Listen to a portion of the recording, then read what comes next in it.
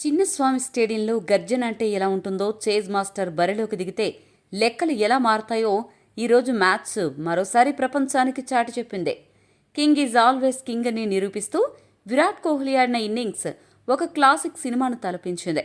0 పరుగుల వద్ద క్యాచ్ ఇచ్చినా అది నేలపాలు కావడంతో కోహ్లీకి కొత్త ఊపిరి పోసినట్లయింది. నిప్పును తాకితే కాలుతుంది, కోహ్లీకి లైఫ్ ఇస్తే కాలిపోతుంది అన్న సామెతను గుజరాత్ నిజం చేసింది. అప్పటి వరకు ఒక లెక్క, కోహ్లీ రెచ్చిపోయాక మరో లెక్క అన్నట్లుగా గ్రౌండ్ నలుమూలలా క్లాస్ ప్లస్ మాస్ షాట్లతో విరుచుకుపడి ఆరెంజ్ క్యాప్ను తన సొంతం చేసుకున్నాడు. కోహ్లీ బ్యాటింగ్ చూస్తుంటే రికార్డులే తన వెంట పడుతున్నాయా లేక తనే రికార్డుల వేటలో ఉన్నాడా అన్నంత రేంజ్లో అతడి ఊచకోత సాగిందే. మరోవైపు ఆర్సీబీ టీం ఎఫర్ట్ గురించి ఎంత చెప్పినా తక్కువే.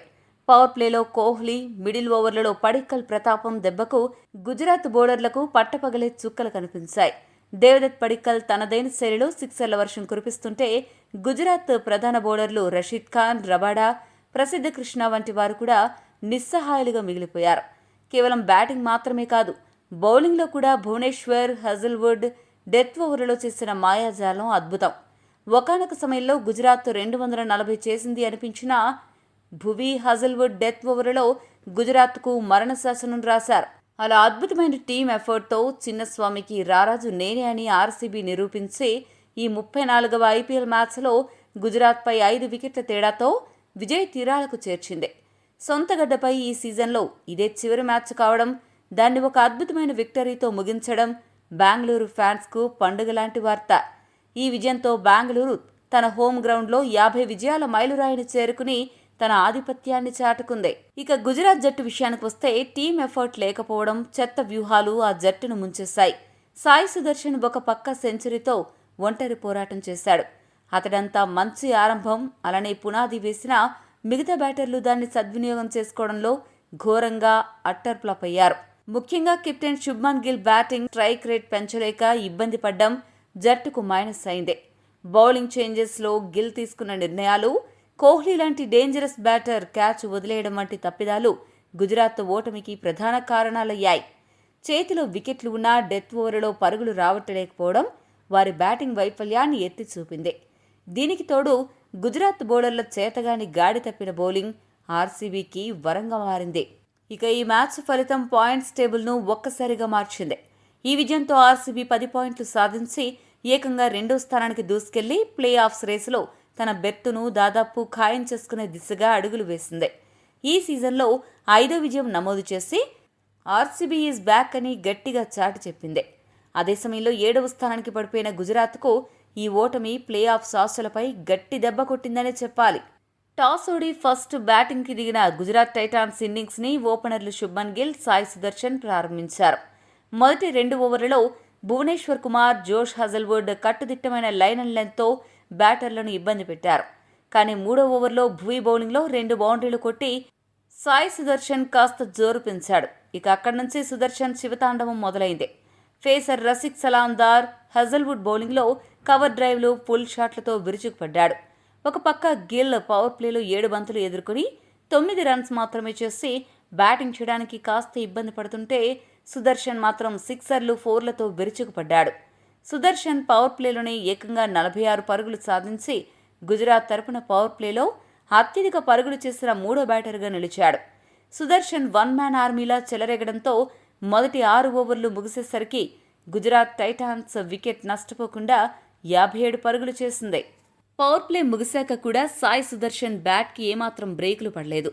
ఈ మిడిల్ ఓవర్ల ఫేజ్లో గుజరాత్ ఏకంగా 98 పరుగులు పిండుకుంది అంటే వీళ్ళ డామినేషన్ ఎలా ఉందో అర్థం చేసుకోవచ్చు. కృణాల్ పాండ్యా, రొమారియో షెఫర్డ్ బౌలింగ్కి రాగానే సుదర్శన్ స్పిన్, పేస్ అని తేడా లేకుండా గ్రౌండ్ నలుమూలలా బౌండరీలు బాదాడు. ఈ క్రమంలోనే సుదర్శన్ ఒక సంచలన రికార్డు బద్దలుగొట్టాడు. ఐపీఎల్ చరిత్రలోనే కేవలం 47 ఇన్నింగ్స్ల్లో 2000 పరుగులు పూర్తి చేసి ఏకంగా యూనివర్స్ బాస్ క్రిస్ గేల్ రికార్డునే పక్కకు నెట్టేశాడు.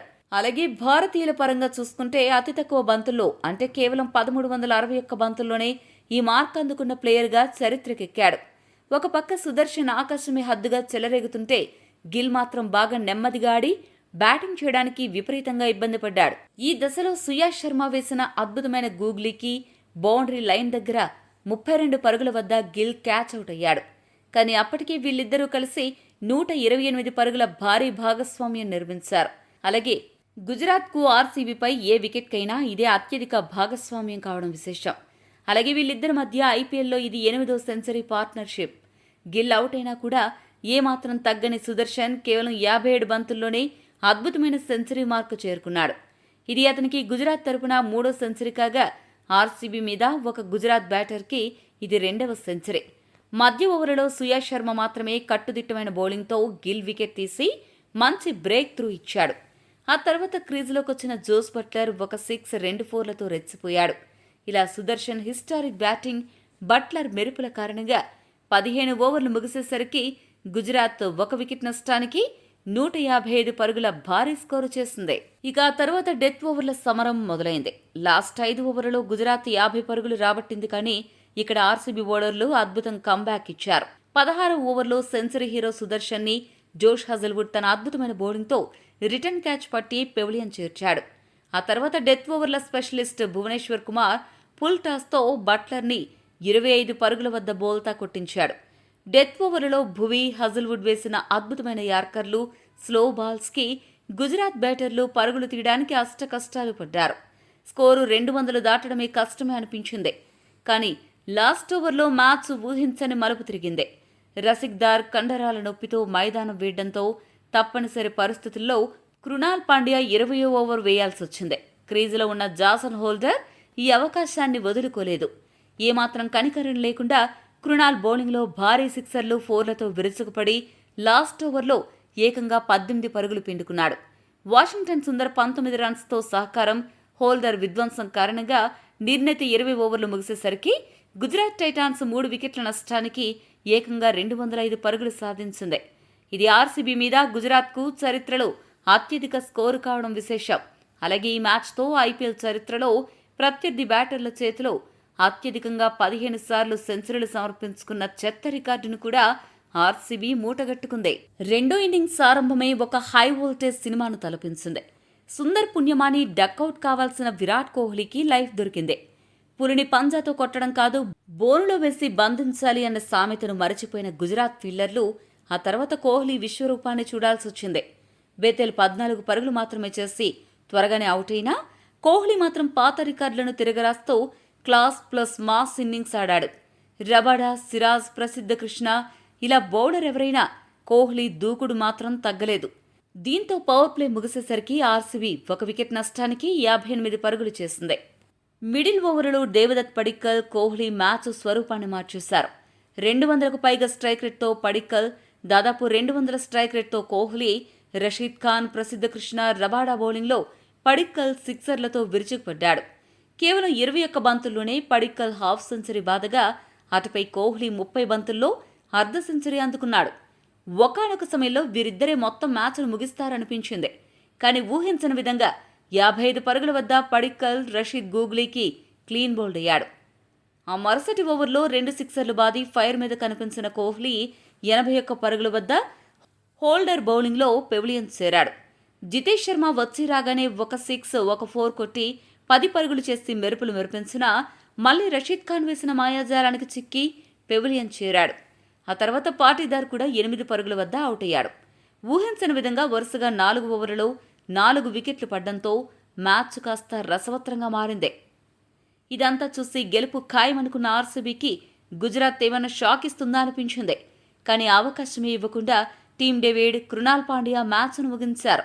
డేవిడ్ 9 బంతుల్లో 10 పరుగులు చేసి కాస్త నెమ్మదిగా ఆడగా బౌలింగ్లో నిరాశపరిచిన పాండ్యా 12 బంతుల్లో 23 పరుగులు ఆర్సీబీకి అద్భుత విజయాన్ని అందించాడు. గుజరాత్ బౌలర్లో ప్రసిద్ధ కృష్ణ, రబాడా, రషీద్ ఖాన్ దారుణంగా పరుగులు సమర్పించుకోవడమే గుజరాత్ కొంప ముంచింది.